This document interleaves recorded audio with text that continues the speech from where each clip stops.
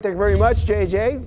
Well, how should millennials be doing their financial planning? Well, we're going to talk to a millennial himself. This is Reagan White with the Welch Group. He is an associate financial advisor. He joins us now this morning. Good to see you, sir. Good morning. Yeah, so you are a youngster. You're a millennial, so you know what that's like, what the millennials are going through.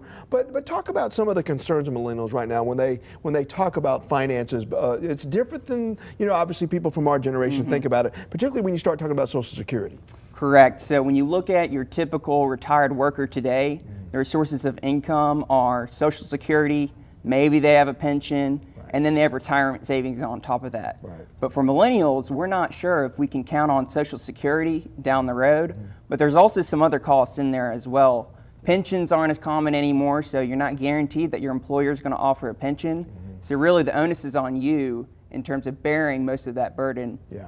For the retirement savings. Yeah, speaking of some of those burdens, a lot of millennials are coming out with higher student debt than we did, decades ago. So that's a big hurdle. So how do they approach them? What should be their plan of action if you're a millennial out there? Right. So you have those long-term costs, but you're dealing with today as well. And so when looking at planning, you can't just be all in the short term or all in the long term. Okay. You really need to take a balanced approach. Okay. So starting with those long-term costs, most millennials don't want to think about retirement planning because it's so far down the road.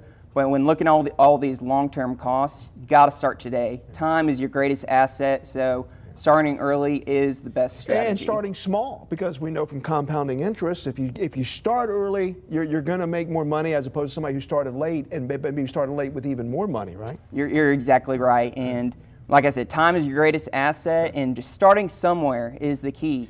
Now, we'd like to save at least 20% of your paycheck starting out, which sounds like a lot, but 10% going towards your retirement savings. You can include the employer match in there, and that other 10% can go towards these short-term goals that you have as well, paying down the student loans, saving for a down payment on your house. The key is just to balance those things and to do a little bit of something, like you were saying. The millennials do face a challenge, though. You mentioned having that type of a strategy, a long-term and a short-term strategy. A lot of millennials change jobs more often than we did in the past. So we'll talk about how they address the challenge of maintaining that strategy, throughout the time that they're going to be working. You're exactly right. And with any strategy you have out there, there's going to be hurdles that you have to overcome.